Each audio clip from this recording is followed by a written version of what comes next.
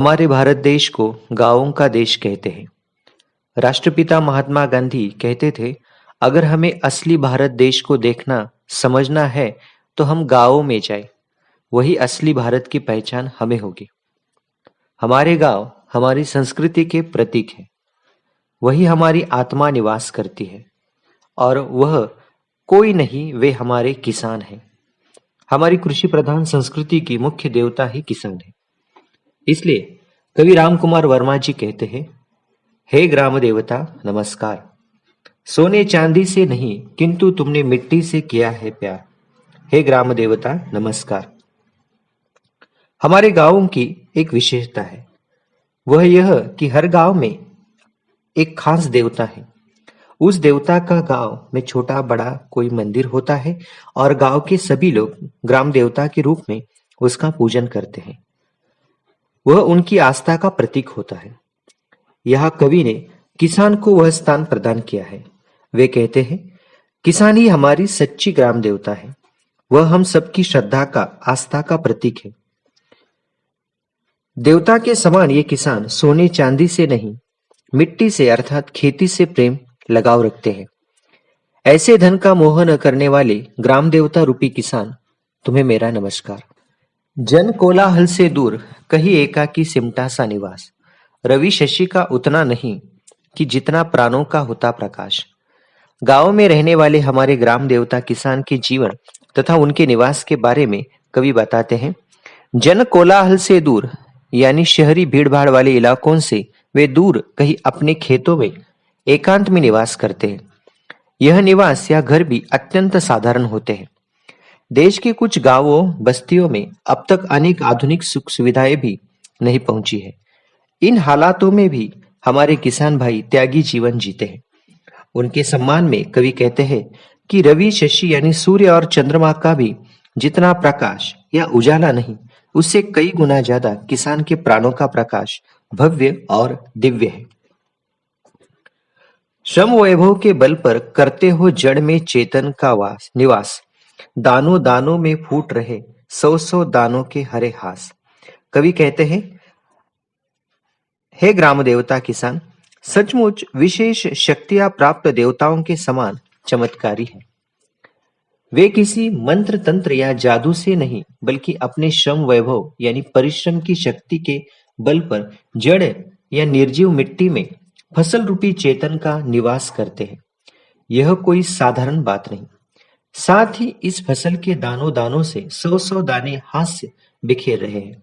अर्थात हम जितना बीज बोते हैं उसके लगभग 100 गुना अनाज किसान पाते हैं। यह उनकी कड़ी मेहनत का ही फल है। यह है न पसीने की धारा, यह गंगा की है धवल धार। हे ग्राम देवता नमस्कार। कवि कहते हैं, श्रमजीवी ये हमारे किसान खेत में श्रम करते हैं, उस समय उनके शरीर से पसीने की धारा निकलती है। वैसे यह कोई सामान्य जल या पसीने की धारा नहीं, बल्कि पवित्र है। धवल अर्थात शुभ्र धार है जो उन्हें पवित्र बनाती है। ऐसे पवित्र श्रमजीवी हमारे ग्राम देवता को मेरा नमस्कार। जो है गतिशील सभी ऋतु में, गर्मी वर्षा हो या कि ठंड, जग को देते हो पुरस्कार, देकर अपने को कठिन दंड।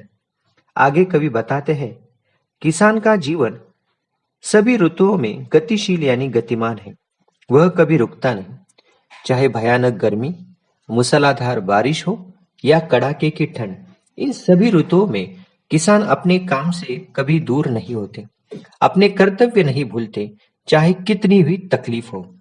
ग्राम देवता किसान इन सब के द्वारा मानो हम सबको अन्न रूपी पुरस्कार देते हैं और खुद को स्वयं के शरीर को कठिन से कठिन दंड या सजा देते हैं।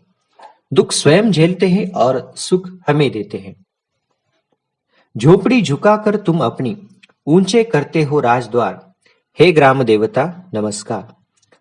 भारतीय किसान की महानता स्पष्ट करते हुए कवि कहते हैं कि किसान खुद झोपड़ी में रहते हैं, परंतु कड़ी मेहनत से ये राजद्वार ऊंचे करते हैं।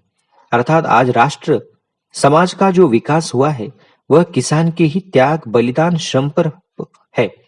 परंतु फिर भी किसान झोपड़ी या साधारण घर में ही जीवन जीते हैं। ऐसे महान ग्राम देवता किसान, तुम्हें मेरा नमस्कार। तुम जन गण मन अधिनायक हो, तुम हंसो कि फूले फले देश, आओ सिंहासन पर बैठो, यह राज्य तुम्हारा है। वर्मा जी किसान से कहते हैं, तुम जन गण मन यानी भारत की ही नहीं बल्कि विश्व की सभी देश तथा नागरिकों के अधिनायक अर्थात प्रमुख हो। तुम्हारी हंसी ही देश को फल फूलों से संपन्न बनाती है। ग्राम देवता किसान आओ सिंहासन पर बैठो, यह राज्य तुम्हारा ही है, तुम्हारे बिना यह बाकी न हो। उर्वरा भूमि के नए खेत के नए धान्य से सजे वेश, तुम भू पर रहकर भूमि भार धारण करते हो मनुज शेष। उपजाऊ भूमि के देश के नए खेत धान्य से सजे हुए हैं, मानो उन्होंने नया वेश धारण किया है। ग्राम देवता किसान की विशेषता यह कि तुम भूमि पर रहकर ही भूमि भार यानी भूमि पर निवासी सभी मानव जाति की जिम्मेदारी संभालते हो। सचमुच तुम मानव के रूप में शेष नाग हो, जो पृथ्वी को अपने सिर पर धारण करते हो। पुराणों में कहा है कि शेष नाग ने पृथ्वी को अपने सिर पर धारण किया है, परंतु कवि कहते हैं, ग्राम देवता किसान तुम उससे भी श्रेष्ठ हो। तुम पृथ्वी के बाहर रहकर नहीं बल्कि पृथ्वी पर रहकर भूमि भार धारण करते हो। अपनी कविता से आज तुम्हारी विमल आरती लू उतार, हे ग्राम देवता नमस्कार।